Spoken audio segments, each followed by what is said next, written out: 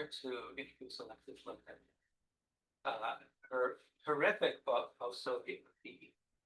I have assigned parts of it, sometimes the whole book, sometimes the article, in my politics of autocracy class, both at the grad and the undergraduate level.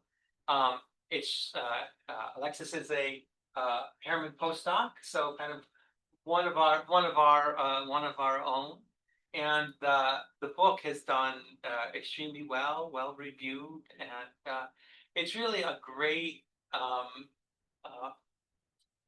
effort to find a novel way to study autocratic politics in a way that makes the book really unique, because it is part kind of ethnography, part kind of hard-nosed social science, part deep regional knowledge, and she really brings it all together in a great package. And you're going to talk for about an hour, 25 minutes. 25 minutes, and then we'll open the floor up. I'll open up the floor for questions. So please join me in welcoming Alexis.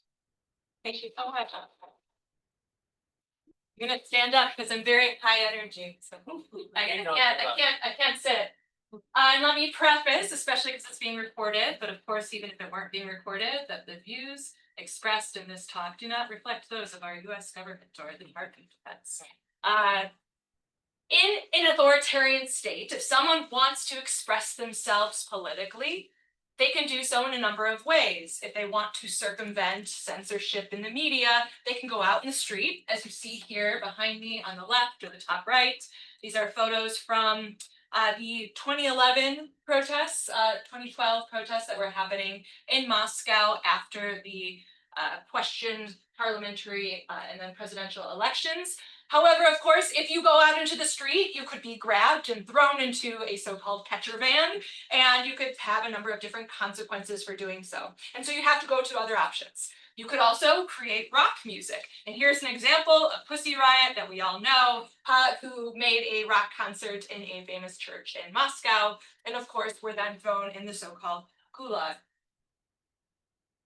You can also look for other options, and I read from the book. On a particularly gray and hazy Muscovite dawn, Misha Most carefully painted Article 29 of the Russian Constitution onto a wall adjacent to the Kremlin. Everyone shall be guaranteed the freedom of ideas and speech, he spelled out in thick black letters near a still empty parking lot. The old paint nipped at on the government building was chipping, and the cold nipped at his exposed skin. Most grimaced, wet his brush, and continued to write. No one may be forced to express his views and convictions or to reject them, dripped a second bullet point. A Kremlin guard stood facing away from Most, with a look of dull boredom, not noticing the young man writing on the wall behind him. Most continued. The freedom of mass communication shall be guaranteed, hi Elise, hi, and censorship shall be banned. The constitutional passage was exhibited in the public sphere for 3 weeks before it was buffed by order of the Russian government. Misha Most, a self-designated pseudonym, is a graffiti artist, and his wall painting, a subversive comment on the Kremlin's restrictions on speech and assembly, was an illegal work. Graffiti works in these regimes for 2 reasons. Number one, it is accessible. By accessible, I mean that anyone, regardless of income, affiliation, or literacy, you do not need to be able to read to engage with signs and symbols on the wall. This is something available to all of those people. It can be also used to mobilize, to target, for example, for search and rescue operations. Behind me, I have a picture from Hurricane Katrina, where search and rescue crews would literally write on a building the number of people expected to be in a space and the number of people found in that space. Some of those early graffiti markings were then turned into permanent artwork with steel and metal. Here we have dogs, we're not leaving, but the idea is that we're able to identify what's inside of a space based on what is written outside. Graffiti is accessible. It is also anonymous. Graffiti artists use self-designated pseudonyms to circumvent censorship, and they can do that. Through this, they can invert power and share private or even incriminating information. So here I have a picture just of in St. Petersburg in 2011 in the summer of a tree kind of being exploded through with nuclear cloud, this critique of policy, of nuclear related policy in Russia at the time, which was very common in public political art. But this idea that artists create pseudonyms so that they can express their concerns anonymously. So it is both anonymous and it is accessible. Ultimately, it is a subversive medium, organizing principle, and tool that is used to express political critique. And in a politicized world, I argue, and maybe this is very controversial, is that art cannot exist for art's sake. When you are writing on the public space and communicating with a public audience, in specifically an authoritarian climate, anything you are putting out there, whether it's I love so-and-so, or I'm part of this gang, or whatever it is that you want to write, your name, this is a choice you're making about what to say in the public space. Therefore, all of it is political. And so this is specifically what I'm interested in looking at. Of course, we have behind us the Zelensky. This is from Poland. There was a similar mural of Putin as Voldemort. Of course, the Z being sort of a nod to Harry Potter and the Boy Who Lived, but this idea of the hero and the villain in this story in Poland specifically being shown here. A few ways that graffiti is used in the post-Soviet region.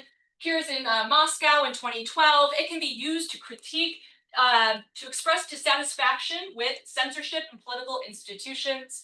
These are two stencils. One says, I love independent courts. The other says, I love free speech. And this idea that as the woman looks out the window into the gray March day in the middle of winter, you are using illegal forms of communication to comment on the fact that you cannot use legal, tongue-in-cheek, you cannot use legal forms of communicating. You can't access true free speech. And so there's this tongue-in-cheek use of graffiti to talk about political institutions.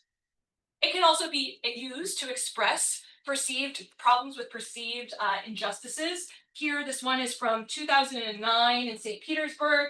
We have freedom to the artist, Loskutov, art is not extremism. Artyom Loskutov, if anyone's familiar, he did these monstrations where he would have people march in the streets, not just in St. Petersburg in Russia, but all over the world. And they were very, very popular. And people would use absurdist slogans to, in a coded way, comment on the political reality that they deal with.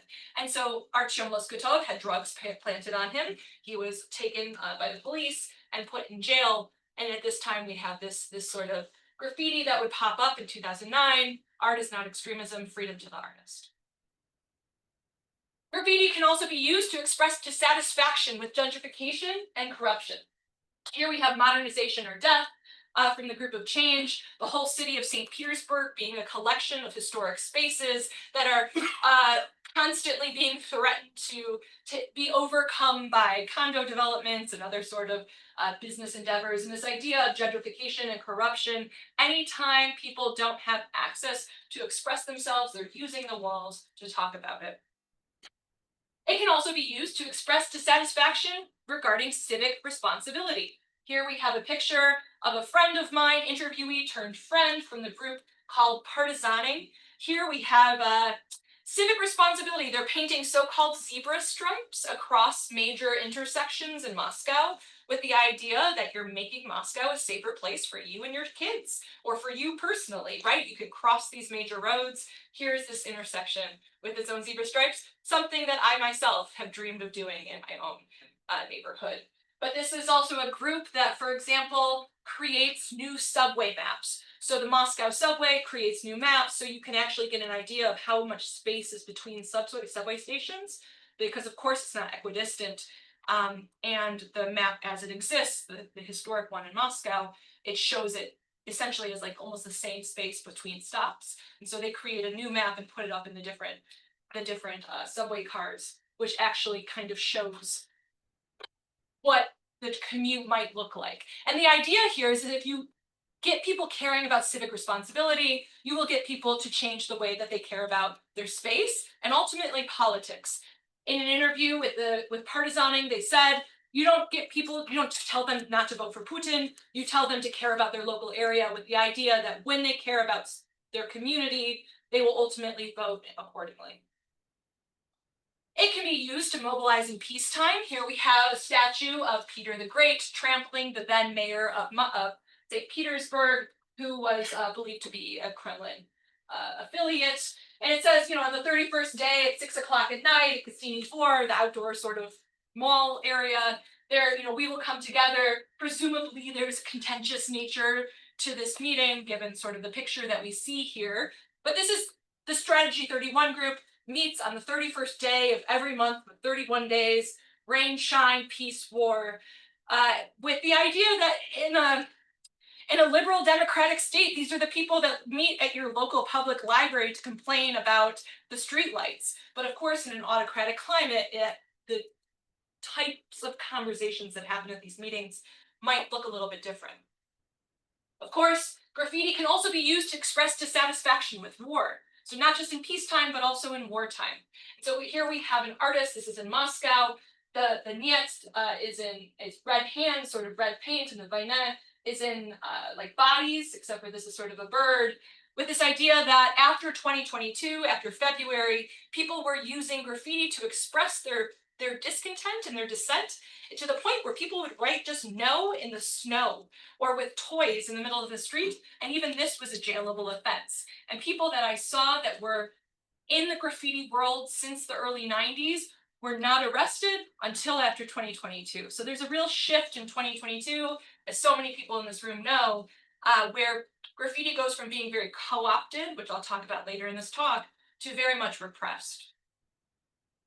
Of course, graffiti can also be used to express support for war. So of course, here lives a traitor with the Z and the V very, very capitalized.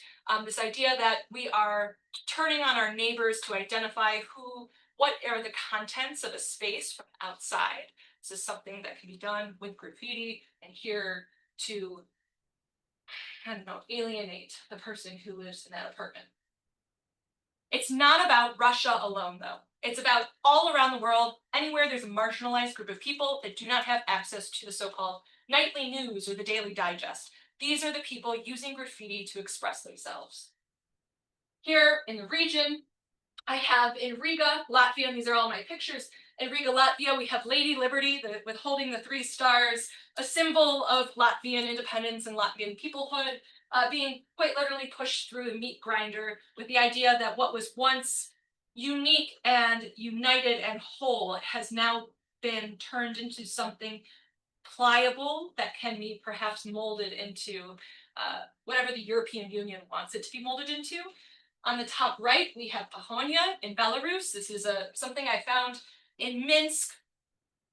You would have the downtown graffiti was very sparse. Perhaps you would see something anti-Lukashenko or maybe anti the jailing of political prisoners. But outside of the city, in these like abandoned parking garages, well outside the city center, this is where you would see content about calls for democracy, I believe, in Belarus. So you would have Pahonia, the symbol of the Belarusian opposition. And of course, bottom right, in Hungary and in Budapest, you have Send More Mud, We Are Still Alive. This was around the time when down the Danube, there was like a spill that was that turned the Danube red or orangey red, and it was toxic. And this idea that Hungary was the recipient of the toxic sludge from elsewhere in Europe, but also the idea that artists are using English in a non-English state, arguably, to express these political concerns, with the idea that they are then, according to the artist, photographed, put online, shared in a way that brings more attention to the concern. When artists are using graffiti to create critical works, how ought the state respond? Well, the state can use repression, the use of sanctions against an individual or a group to impose some kind of cost and deter specific actions. But repression tends to backfire. Excessive use of repression might mean that people destroy assets. It might mean that they engage in reactionary violence, maybe knocking windows, flipping police cars. We've seen it, right? There might be international sanctions if the international community feels a responsibility to act. And there might be revolution or regime overthrow. There could be massive change with too much repression. And so what the state, at least until 2022, has done is it is engaged in co-optation. This is the exchange of some kind of state benefits to exchange for loyalty to some kind of regime outsider. And co-optation works for a few reasons. Number one, it helps to shape collective narratives and legitimacy. So at this time, we're able to create narratives in the streets with graffiti or elsewhere where the state can kind of shape what that story is, who are the key figures, how did history happen. We can also the state can maintain or shift allegiances, and I'll show you how this happens in just a second. It can also manage dissent and control public spaces. And again, I will show what this looks like in just another few slides. Ultimately, co-optation works because it operates as a pressure valve. You give people a little space, you tell them no politics, no porn, you give them a little space to create outside of those guidelines, and you're able to let people express themselves politically and creatively enough that there's a bit of a release of pressure. And so I show in this talk how the Putin administration co-opted dissent between 2012 and 2018 in three important ways. Number one was in the artists.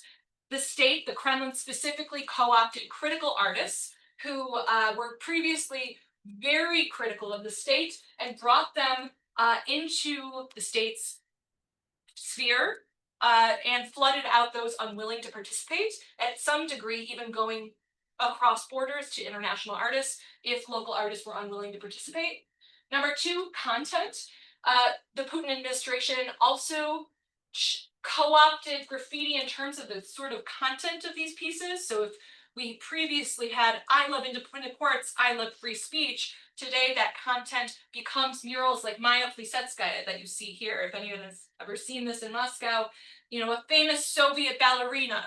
And it's literally 5 stories tall and right in the middle of the downtown area. I gave a talk a few weeks ago at George Washington, and there was a woman there who said, oh, I was a ballerina, when I was a teenager, and my friends and I used to take pictures in front of this mural, and we thought it was the coolest. We never thought it was state funded or thought about where it came from.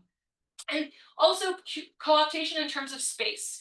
So all of a sudden, the state is co-opting these downtown areas and making those actual critical stencils or stickers or freehand writings impossible to really see. They are flooded, they are dwarfed by these large murals, and they are pushed to the residential areas of the city. What's happening in Russia at this time? We have a failed reset with the United States. The Arab Spring is happening at this time. The war in Ukraine is starting in 2014. There's a war in Syria that Russia is involved in. There are sanctions coming from the international community and the destruction of the ruble. And of course, there is an explicit Putin-led ideological shift in the narrative, which goes toward conservatism, nationalism, and patriotism. And so what we have is a group like Zouk Klub, who a young group of kind of ragtag artists operating in Moscow painted this image of the bear covered in blood, the bear symbolizing the Russian state, around the time of the war with Georgia.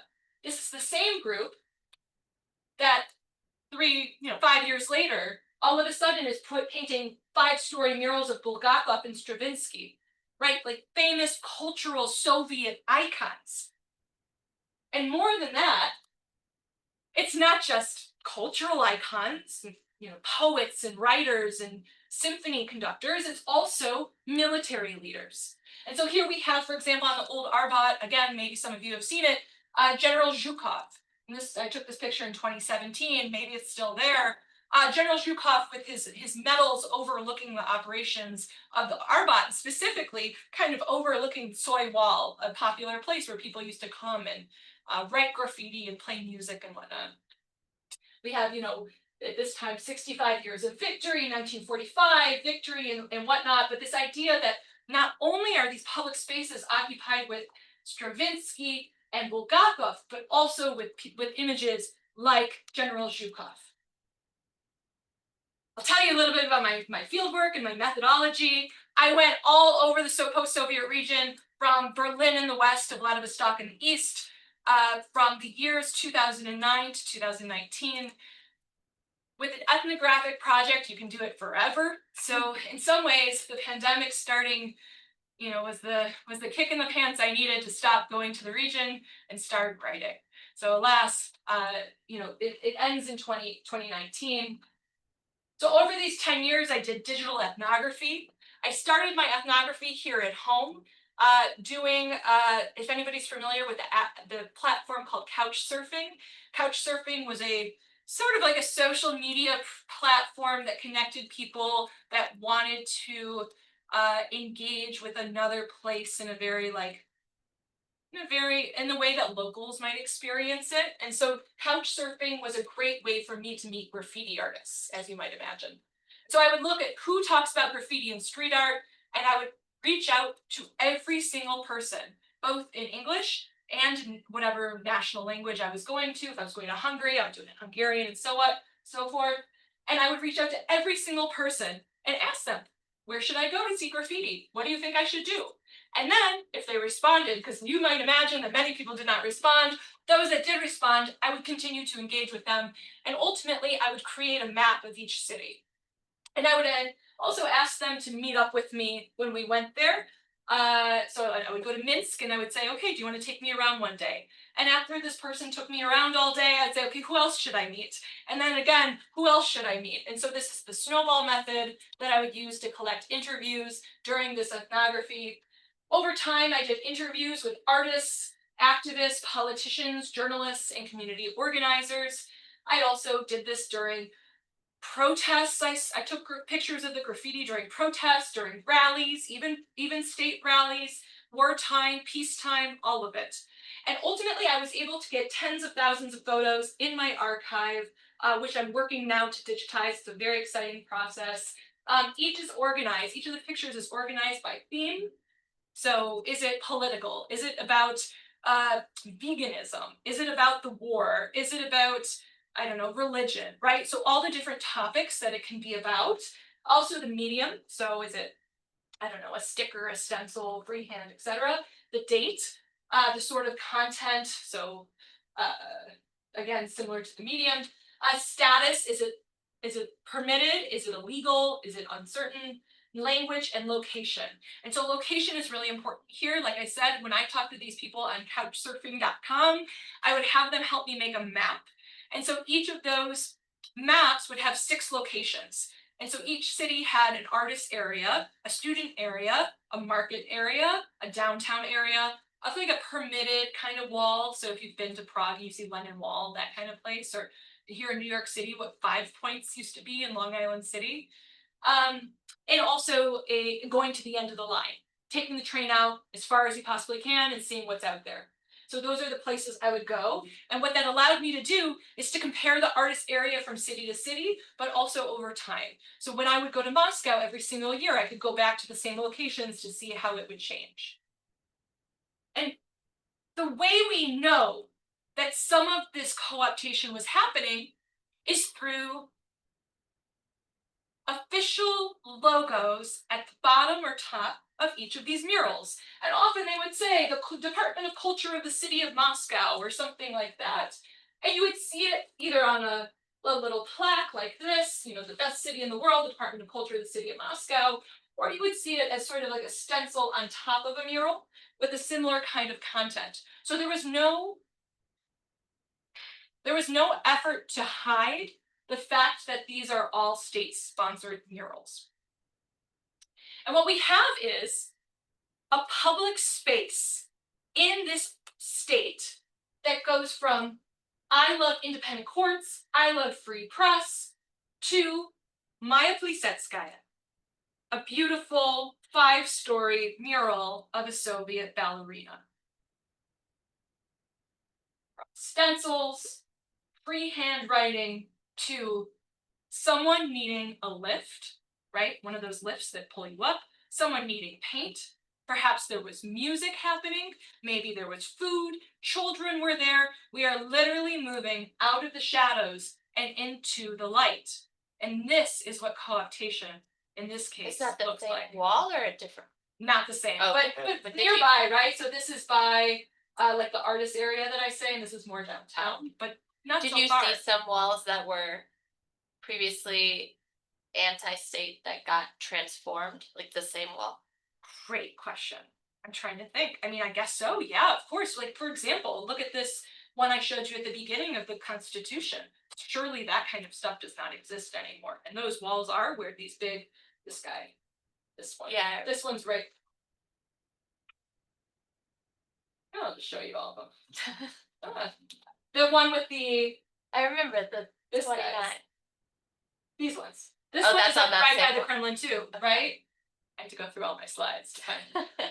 But so maybe it's not the same wall, but it's the same square or the Yeah. same, you know, across the street, kitty corner, whatever. Yeah. Yeah.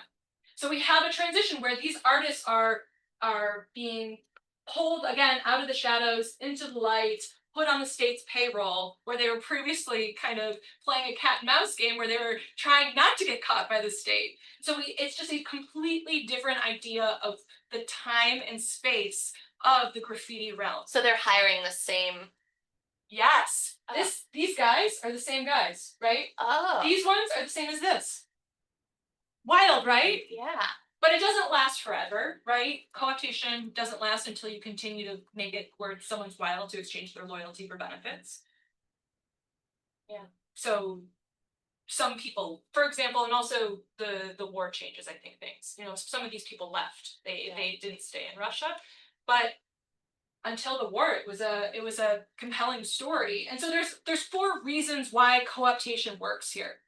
Number 1 is it repurposes popular culture and it literally floods the commons. And so just like I think with social media, when there were bots and trolls operating on Twitter, and they put so much content into that social media platform that it became difficult to wade through it and to find maybe actual content about a topic. The same is true here. Now we have a flooding of the commons where the state is able to operate that downtown area, and the true critique, it kind of moves to the outskirts. And so it still exists, it's just maybe harder to find. Number 2, it has a facade of political pluralism, because surely public spaces look like they have different voices operating, but it's false. It's a false belief. It also allows the state to monitor political leaders. If you have a political leader of a social movement who is creating giant murals of a bear covered in blood harassing the Georgian people, surely maybe that's someone that you can send them to jail, you can take away their rights, or maybe you can pull them into your orbit and to make it beneficial for them to work with you. And then paint, I don't know, narratives that you want them to paint. And of course, it has this beautification and plausible deniability element. And so here I have the swings. I think this was put in Pushkinskaya Square. But this idea that you're sort of breaking apart areas where people used to come together to protest by the tens of thousands, and you're breaking apart that public space here with swings. But it's the same idea. You're creating this giant mural of Maya Plisetskaya or General Zhukov, which is beautiful. So there is some plausible deniability, because remember the woman who came to the George Washington talk who said, I used to take pictures there with my friends. We thought it was so cute, right? We thought it was so inspiring. There is some kind of beautification element here that's part of the story too. Overall, artists will use anonymous and accessible tools like graffiti and street art to express political sentiment when traditional avenues fail, when they can't access the public media, when they can't express themselves in the nightly news or in the Daily Digest. This is one way that they can circumvent that censorship. Number 2, autocrats want to shape public narratives. This they know that people care and are paying attention, and there's precedent for this. Look at the Soviet era, when propaganda in the public spaces was one very common way for the state to project certain narratives, perhaps inspiring allegiances while managing public dissent when you bring those opposition or social movement leaders to come in and paint that for you. And finally, of course, like we said, it's cyclical. So people get co-opted, then they stop being co-opted, then they're co-opted again. And like I said before too, the people who are not willing to be co-opted, there'll be someone else that the state can find. And in some situations, they'll have to go abroad to find someone. And so this is the book, Post-Soviet Graffiti, Free Speech in the Streets, Free Speech in Authoritarian States, I have a bunch here, would love to not take them home. And and I'm so grateful to all of you for coming today, and I'll let Dr. Frye take it away. Please.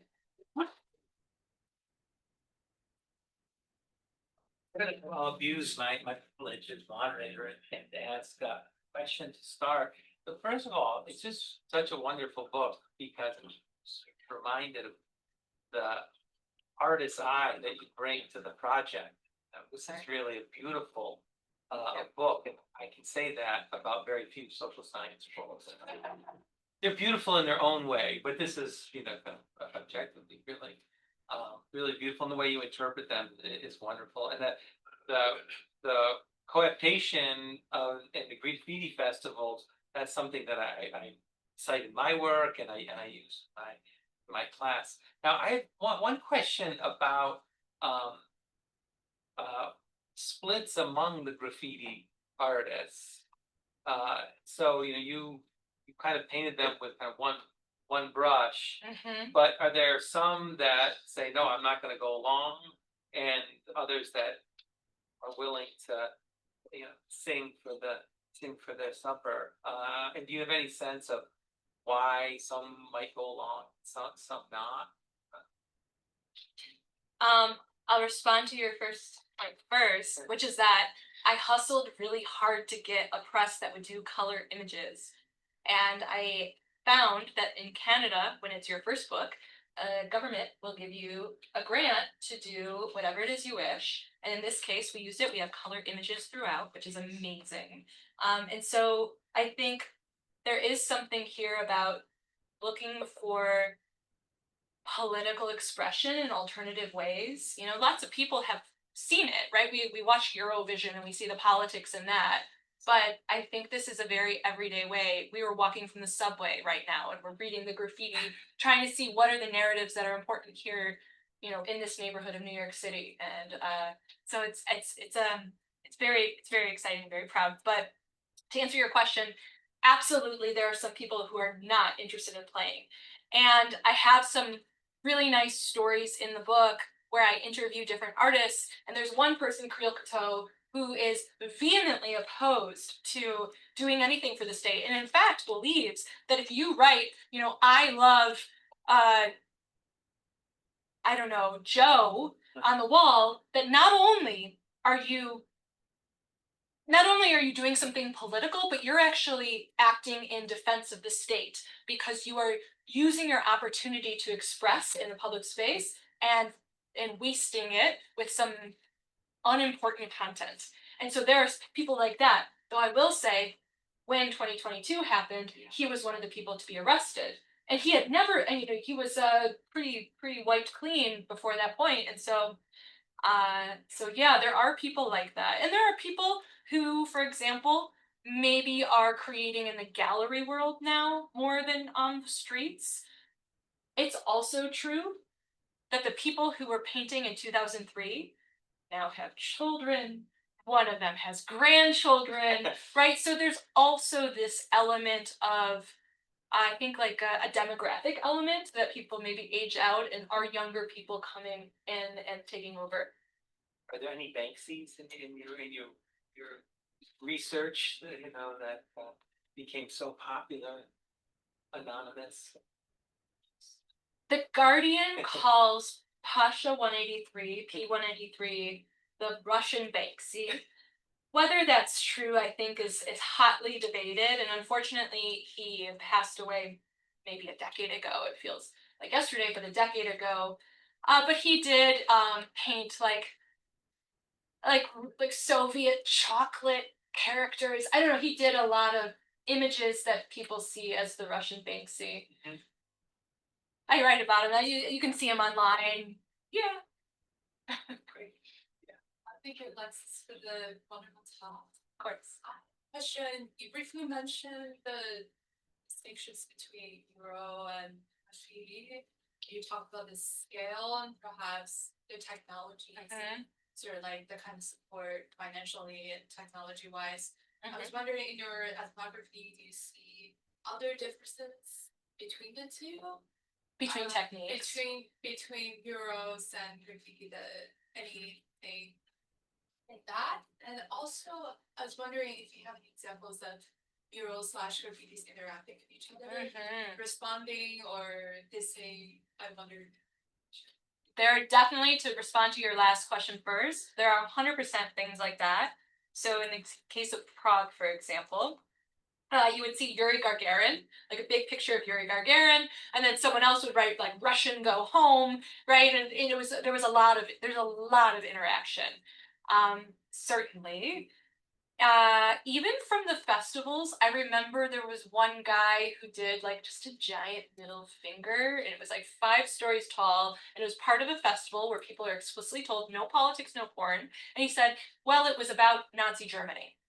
You know, it was a middle finger to Nazi Germany. Okay, but it's, you know, so you have that kind of interaction, which is, by the way, reminiscent of Vaina. If you remember Vaina from like 2011 era, which did a lot of interaction of graffiti and existing institutions. They had, you know, the bridges that go up in St. Petersburg, and they drew up Palace, and it was facing the FSB building, and so stuff like that would happen at 3 a.m.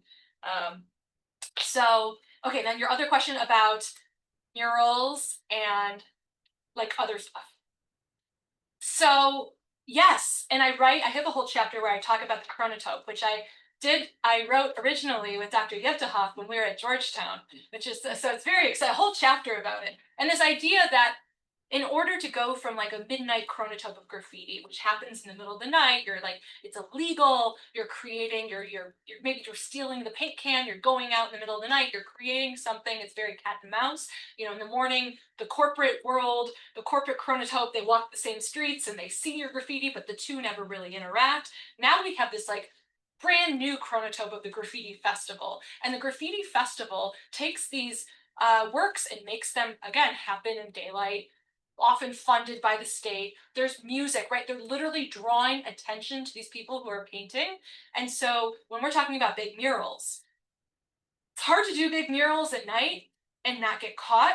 It's real easy to do it when you're doing it as part of a festival, someone else is paying for it, and you're not scared of getting in trouble. And by the way, again, they have a lift. Like, these things are expensive to rent, right? And so if someone rented you a lift so you can go high and low, so there's a definite element of when the state co-opts this art form, how murals become much easier to do. And by the way, it's not just Russia. I've seen it in Poland. I've seen it in Kazakhstan. So I've seen it in other states that are consolidating in their own autocratic sort of story. Yeah. Nice. Thank you for the talk. It was great. You've heard it before. A version. Yeah. So I'm curious what narratives you're seeing on the walls in the US with our authoritarian turn and how it has evolved over time, because I'm sure you've been paying attention. I see in the US, so it's true of the US and it's true, I think, of all societies, that what you see on the walls reflects, in my opinion, local politics. So when we lived in Detroit, there was a lot about like the certain neighborhoods and what kind of communities lived, what ethnic communities lived there, and what ethnic communities were not invited in certain communities. I used to have a picture in my slideshow of at least Katrina was quick, and I show the Packard plant in Detroit, which, like, you know, is a kind of a symbol of the height of industrial era Midwest. Just totally abandoned, the ceiling falling in, and it says at least Katrina was quick. It's very powerful and evocative. But so in that sense, whatever's important locally seems to show up. So here in New York City, just walking here, we saw a lot of, I don't know, like democratic content. We saw stuff about sexual violence and human trafficking.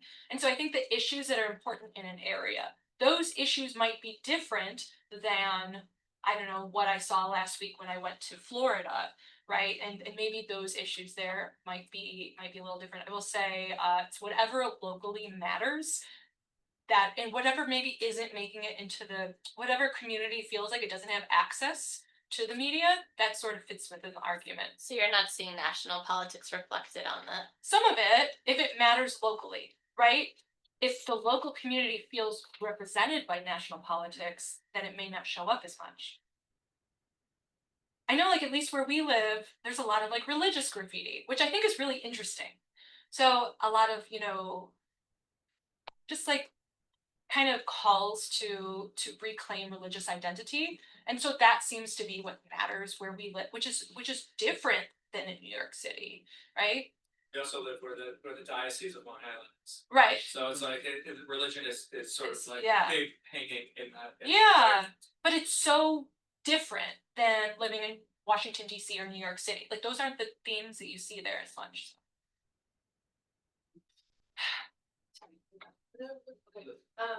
This is so great, so creative, such great research.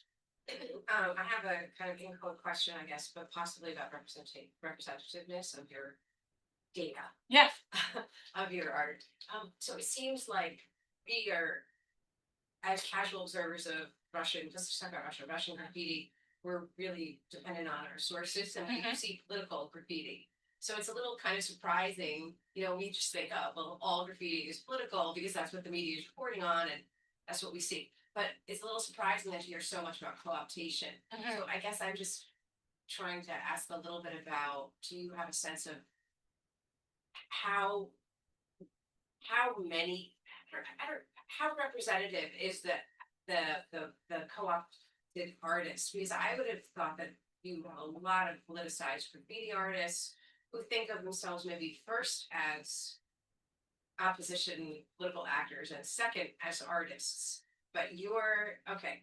It's in fact, it's even more than that. It's different there than it is here. And that's something I learned right away. I interviewed Roger Gassman back in like 2011 in Washington, D.C. And he's like the guy that did the LA, Museum of Contemporary Art, LA exhibit about graffiti in the world, right? Like he was a big player in that sort of intersection of gallery world and public art world.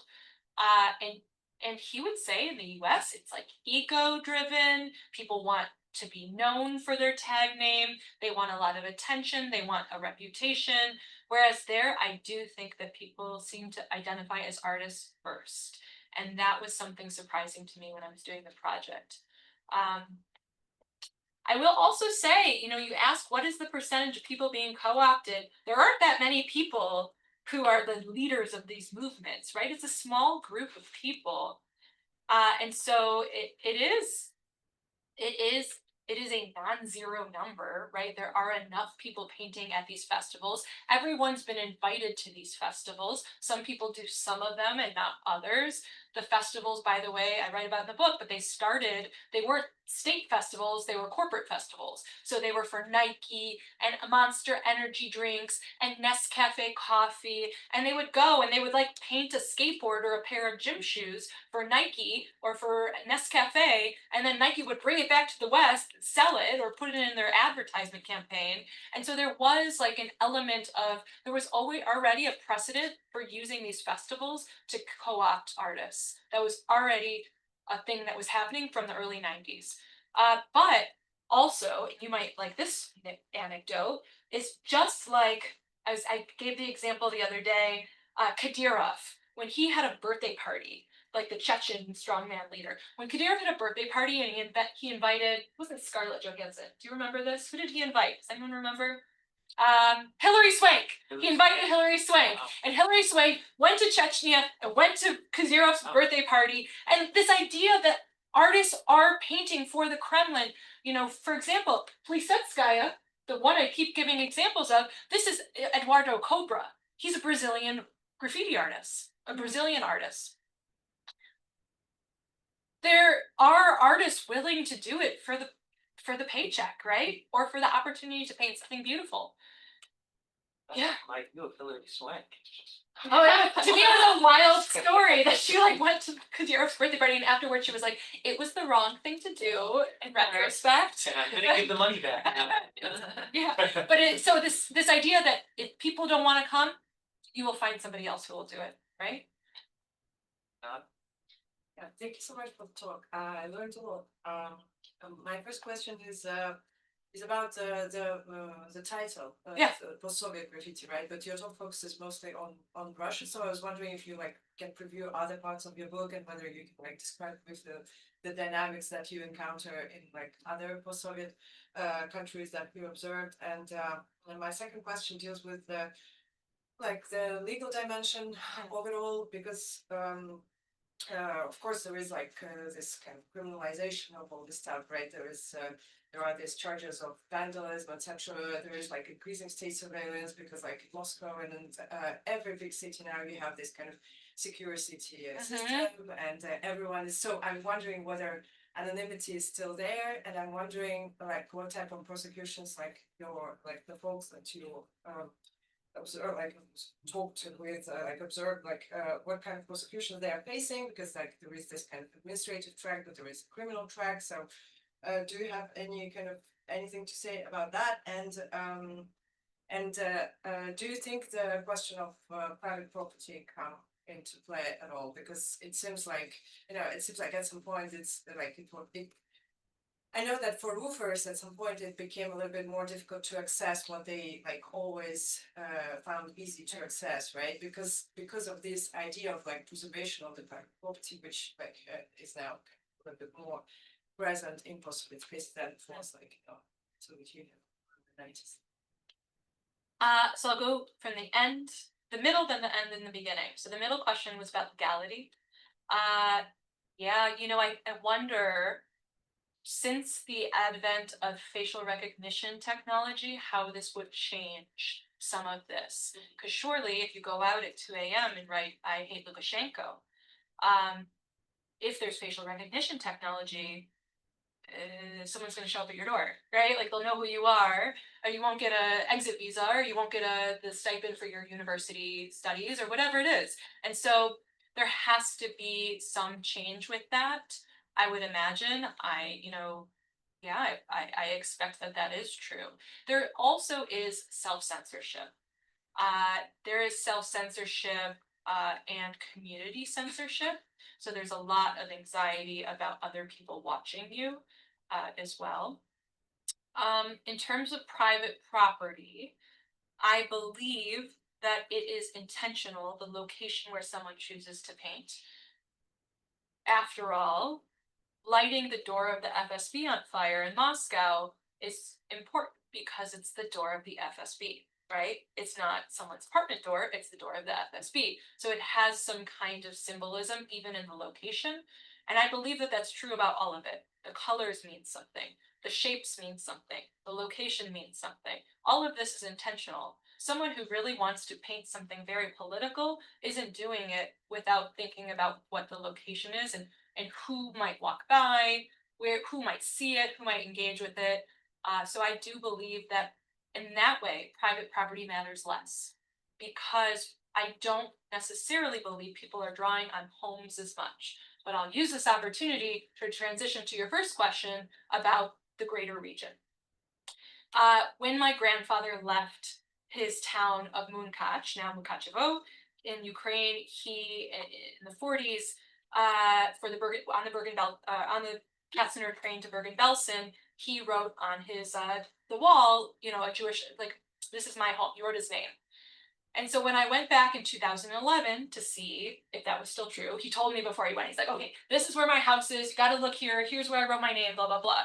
I went back and I found that someone else had written Jewish stars all over the door. And I think that here's a great example. There's a huge war story here about public narratives in the spaces of this area. Goes from first person, "I lived here, this is my space," to third person, "This type of person lived here, this is the sort of kind of, this is who used to live in this space." It also, there's a lot of "Jews are vermin" on the wall of a Jewish synagogue or day school in Budapest. And what I think is really interesting, and then I'll tell you more about the general region, is that Viktor Orban with Mickey Mouse ears is taken down immediately, right? That doesn't stay in the public space. But calls for a return to the Treaty of Trianon do stay up. "I hate Lukashenko," taken down immediately from a bus stop in downtown Minsk. Again, "Jews are vermin" might stay up for a long time. So I write in the book that states have agency too here. States can take down what they want. They choose to leave up certain content, or they choose to be selective on what they take down. And so as I go across the region, I see variation by regime. I see that, I'm a political scientist, so I like to think about it that way. I see variation by regime. I see that liberal democratic states are talking about corrupt leaders, corrupt politicians. They're talking about social rights, social norms, whereas these autocratic states, it's pro-democracy and emergency issues like jailed leaders and violent crimes, political violent crimes, war, for example. And so I see this variation across the region. I write a lot about, for example, in Riga, critiques of how Latvian national identity has been desecrated, and now, alcoholism is rampant or whatever. These sort of themes are what come out on the walls.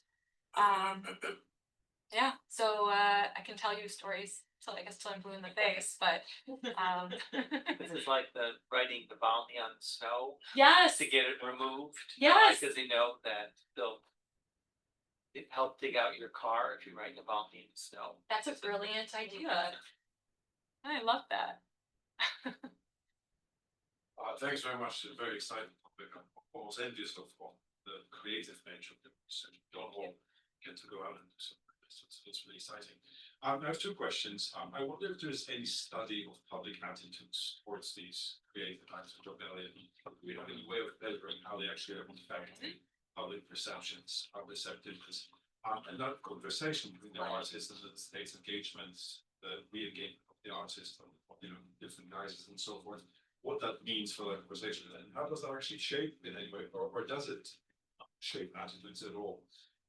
My second question is about cooptation, which I guess is sort of the core of what you're talking about. And I wanted to push you on this. I can see the cooptation of method, of use of graffiti, of the method, and I can see how this is done, with the the messaging being drowned out by ballerinas, or maybe you'd be shifting the focus to sort of nationalist themes to sort of capture wider audiences and so forth. But ultimately, the sort of the content of it, kind of one example where I can think where I would say we see cooptation. Lukashenko for a while co-opted the use of national symbols, the Vahonia and the white flag, white flag, and so forth. I mean, that sort of to me is real cooptation. But in the examples you showed, I sort of see the method being co-opted, but not necessarily the content. I wonder if you have any examples of the actual content of sort of pro-human rights, pro-fundamental freedoms, messaging being co-opted by this thing, and how is that done? What kind of twists would that involve? If you sort of catch my Will you remind me your first question? Sorry? You had a first question. Will you remind me what the first one was? The first one was about public attitudes. Public attitudes. Yeah. So I have a collaborator that I met through NYU. She's in Europe, and we specifically are doing just this. We show an image to someone on a panel, and they say what they believe the image to be about and the perceived kind of action related to the image, whether that should be a mobilizational tool, whether it, they don't care, whether it's just a commentary, whether it's beautification, and so on, right? So we do have a study that we're doing on that topic, but no, nobody has done this because, by the way, people weren't looking at it until recently. And so to answer your other question about co-optation. So we have co-optation of the medium, co-optation of the artist, and you're saying co-optation of the message. That's a good example. It's hard to think of examples on the spot. Maybe rock music would be one. Like if somehow like Lapis Trubetskoy all of a sudden was, some part of a song was co-opted to be part of a state narrative. That I think in music is what I'm thinking about, or maybe soy kind of on and off. I don't know. There's something here. I don't know if that's satisfying to you, but there's definitely musical, sort of the intersection of music and art. I think that often comes up with that. Yeah. Can you think of an example?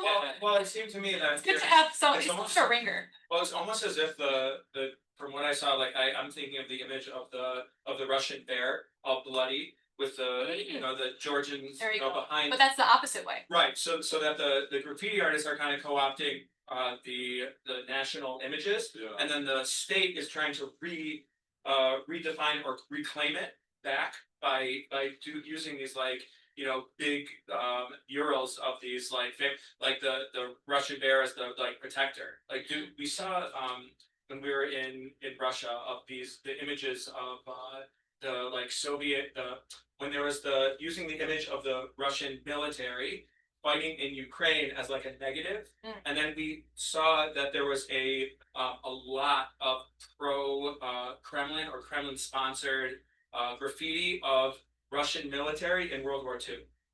Right, that they're trying to go back to sort of this heroic image of the Russian military mobilization, whereas the graffiti artists were trying to take it as sort of like this negative.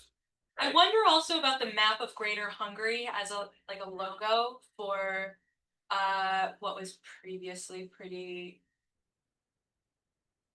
marginal on the margins and now is more central, and sort of the call for a return to the original borders of Hungary. So stuff like that I've seen too, as a logo. It's interesting, there's the national theme that comes back. Oh, okay. Yeah. That was my original example. Belarus, Yeah. the connotation of the flag, Bahania. or the Bahania symbol, and so in Russia, it would be. Unfortunately, Your example. but it's cyclical, right? So there is a back and forth, right? So the sign of Vladivostok being this like tiger, right? Sometimes it's the state, sometimes it's used by the opposition, then it's used by the state again. It kind of goes back and forth. Hi, Ms. Agent Booster here. The question is, so for the state-sponsored graffitis in Moscow, do they have a budget, annual budget to maintain them, or do they wear out? This is a wonderful question. Presumably there's a budget because they continue to have brilliant colors. And if somebody writes something small, because you can even find this online you can look at an image and see how in certain calendar years, there is some kind of writing very small at the bottom, someone that wants to destroy it. And that does often go away, which indicates that there is somebody painting over it, but not in a way that's crass, like someone just taking a paint going like this. It's actually quite intentional and seems to match the colors. So I would say that there must be a budget. There's got to be. Colombia has a budget for exactly this. The graffiti on the president's house lasted about 30 minutes before they scrubbed it off, which leads to my observation and question. So when you were going through your 4 bullet points, summarizing your conclusions, it seemed to me that liberal states do not those 4, but the no, it was just before the conclusion. In any case, it was so the first point was flooding the zone. Yes. Second point was co-opting. Yeah. The third point was the illusion of pluralism, and the fourth point was co-opting beautiful imagery. So mainstream successful liberal states do all of those things. Walter Cronkite flooded the zone. Nancy Pelosi co-opted AOC, and art capitalism co-opted Basquiat. McCarthyism got shouted down eventually by mainstream liberal media institutions, and it's great that we have the Statue of Liberty. And so and what's wrong with the sphere of discourse in the United States right now is that the centrist core of liberalism lost control of all of those mechanisms. Is that a question or comments? The question is, do you see mainly similarities, mainly differences in the way liberal states do exactly these four things compared to the states that you studied? And if there are differences, like what do you see as the differences? Perfect. The example from Mooncatch works in any situation where you're trying to say, or the example from the search and rescue in New Orleans that I had at the beginning, right? You're always trying to say what's on the inside based on the outside. It also works for a liberal democratic state, as you say.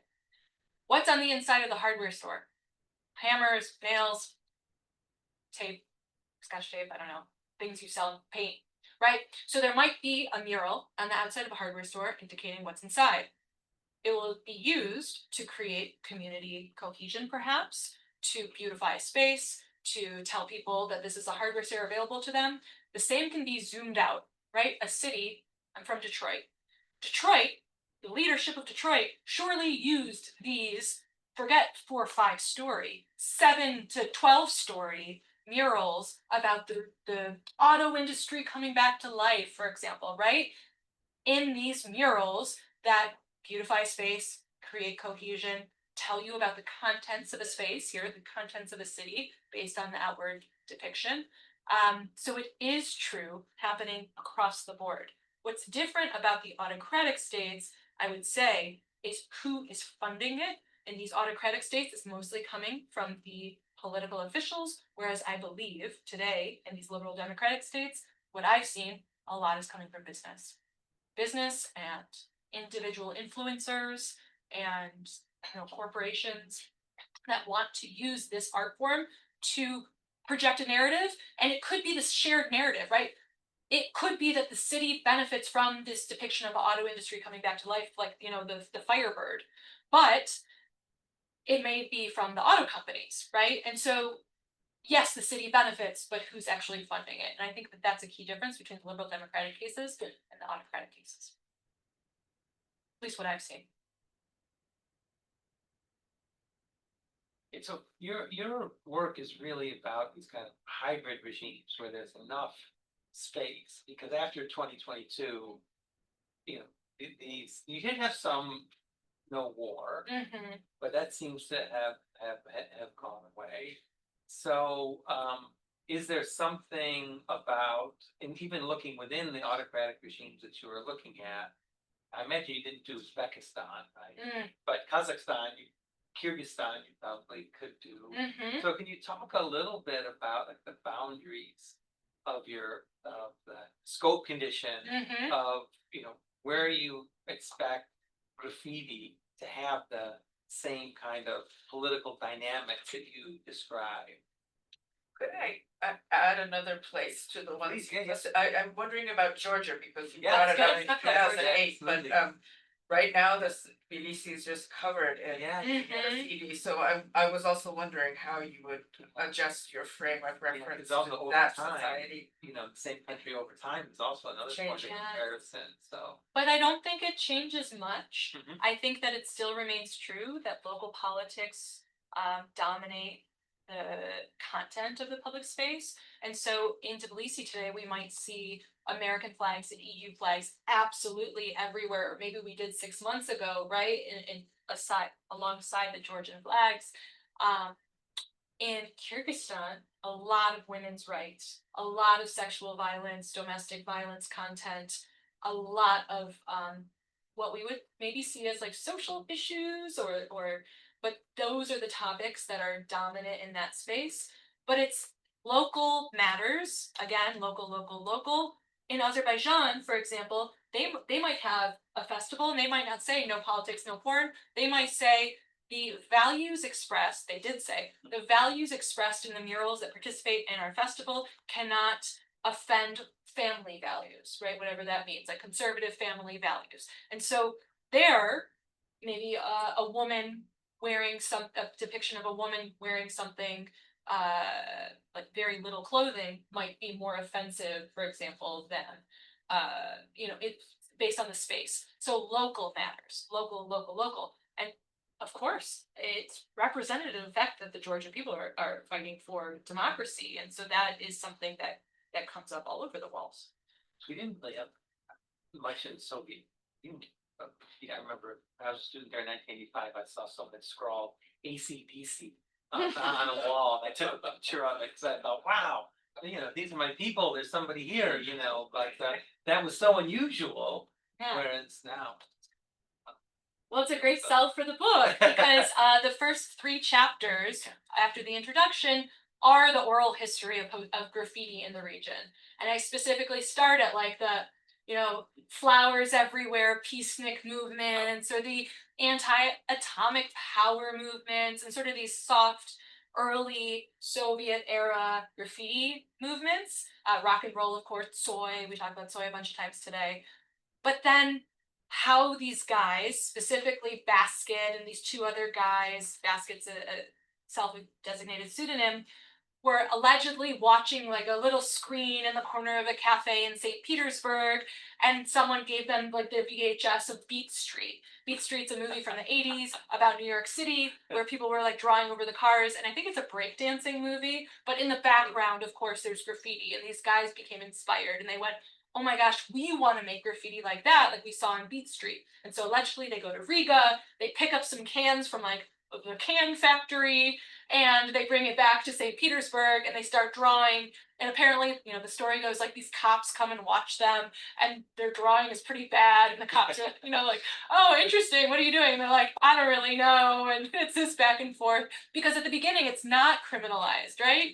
And, you know, the babushki walk by, and they go like, oh, that's kind of nice, sort of. And then one girl was telling me she got brought into the police station to draw some mural on their wall, right? Like there was this early, oh, it's just art. So I tell the whole story about how then it became super politicized around like 2008 after these Nike and Nescafe festivals when people were taking advantage of them, and then they became very mobilized, I guess, to act against their own domestic politics. It's a cool story, fun story. great book. Oh, we have more. Yeah, please. Yeah, it's I did this workshop on artist political media on the example of events in China. And I was like a mentor at summer camp. And I was wondering how applicable it is to the Chinese, if you looked into it at all. I don't know the China case as well. I do know there are scholars who sort of talk about doublespeak and controlled mediums of communication. And so there are connections. I do also know that in Hong Kong, just because I teach a class, I taught like a senior research seminar this semester on political graffiti in autocratic states, and one of the students in the class had all these pictures from Hong Kong and wanted to write a paper about like political graffiti in Hong Kong during the protests, and so that's really the only reason I know a lot about it. But yeah, it's the same kind of local politics story of what's important showing up on the walls, and specifically local politics for those actors who are not able to find outlets for their political discontent. Same story. But I don't know if that's true across the rest of China. I just know the Hong Kong case. No talk is complete without a question about China. Yes. Or about AI. Well, AI, we talked about facial recognition There you go. technology. Any other questions? Yeah. Just very quick, what do you think is the logic of the state showing its imprint on some of these works? So the ministry is about. I know, I'm thinking, you know, I wonder if there's some pride. I believe that there is, when I said here that there is this like plausible deniability, we're just making it a more beautiful space. We're just putting it swings, right? We're improving the quality of life for people. There must be some of that, however nefarious we believe it to be. There must be some aspect about it that is, okay, look at this beautiful mural that we have created, and by the way, have apparently a budget to maintain, right? It's important enough to maintain it. I think it's coming from pride. I don't know. It's a great question, and one that I've never had before. Half-formed thought, but it's not about graffiti, it's Okay. about the image you have. This one? Yes, and it makes me think, cause I used to have an apartment right on. Yeah. Sinai Ploshchit and Haymarket Square in St. Peter's, and so one fine day, it was after the bombings in the metro, they decided it needed cleaning up, and it was all a huge, largely Central Asian markets and beer places. It was great, very lively and wonderful. They basically razed it all to the ground and left it a completely beautiful, empty Soviet space, which I'm having a hard time reconciling with your description, because of course, if you wanted to, you could have a demonstration there, but they don't. And people basically love it. So you just made me think of that with your comments They about love this. it's raised. Yes, I mean, not the people they kicked out, but the residents are, oh, like those little shacks, they were just messing up the space. So there is an aesthetic of post-Soviet middle class or whatever you Yes. want to call them. They love this kind of thing. Anyway, that's sort of half formed, But it's not just, but it's true, and it doesn't have to be, you know, you said, well, nobody's having protests there, but they were sharing information. Presumably, they could use those no, that interactions was to when there mobilize. was the structure, Well, but that's when what they I'm got rid of that, then it's just empty space, there's Yeah. nothing. Oh, yeah. Yeah, theoretically, like, you could go in space, have a birthday party, I don't do it in that space, but yeah, but yes, but before they raised it, it wasn't just a protest, it was a place where people came together to exist as a community. There were supposed to be secret mosques and all kinds of I'm stuff. Yeah. And it's true also that there's stories about archaeological digs in public squares in Russia too, like where they're like, oh, we're looking for the sarcophagus of whatever, right? And of course it doesn't appear. This so happens to be where they were planning to have the protest. Just so happens to be like 2 weeks before an election, right? Chad. So in New York, real estate capitalism co-ops Basquiat and the neighborhood for two reasons. One, to show we're like rapacious capitalists, but we're hip. and to have it be a cool location so that people will come there, and so that it makes sense to pay inflated prices to have an apartment where they build in the place where they destroy the gallery once they get to the point where they're going to develop it. And so the question about how that translates to, you know, your Russia situation is, if you take the location and the idea of having a mural but turn it into Plesetskaya, I mean, that's not hip or cool or. It was hip to these young girls, right? These ballerinas who are walking to the theater to practice. They thought it was hip. You're just too highbrow. Yeah. You know. But have you been to 5 Points? Have you ever heard of 5 Points Gallery? It's in it used to be in Long Island City, and it was like the place for New York City graffiti artists. It was epic. It was just a bunch of warehouses, and every single piece of the building was covered in tags and pictures and murals, whatever, but it was good, right? It wasn't like you weren't allowed to paint there if you weren't good. It was people who were very talented. Of course, that building was razed. It's gone. 5 Points is gone. And a condo was built in Long Island City. And all the walls right in the space where 5 Points was, and all the walls in the lobby, you can look at their website. All the walls in the lobby are like beautiful graffiti murals, right? A nod to what used to be there. And of course they're ridiculously, exorbitantly priced, and it used to be an area nobody wanted to go to, right? But taking the aesthetic of grunge and making money off it. That's So do people, definitely happening. Is there a real estate component of this in Moscow too? Or is this a state project? Both. I think that there could be a real estate component, but I don't think that is the primary concern. Again, I think that the money is coming from the state here, not from corporations at this point.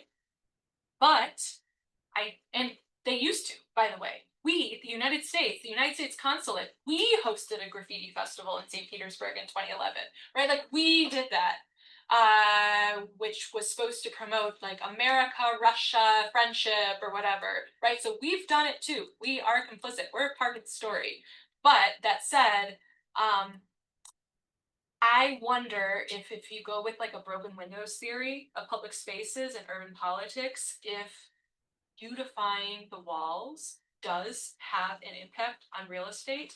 Again, not to talk about Detroit all the time, but we were there recently and I was walking with my sister-in-law and there's like an abandoned building, but there's this beautiful mural on the outside wall hiding the fact that it's an abandoned building. And this is actually a joke that's been going on for 30 years in Detroit, because when you go to a Detroit Tigers game, you would look out and there was this big like whale, a very, very famous mural. And the building was abandoned, but the whale was giant and it's in everybody's photos, right? And so this idea that you can create art to beautify a space that makes it look lived in and perhaps does have an effect on real estate, I don't know like definitively, I assume so. Even if it's a facade, literally a facade. Yes, 100%.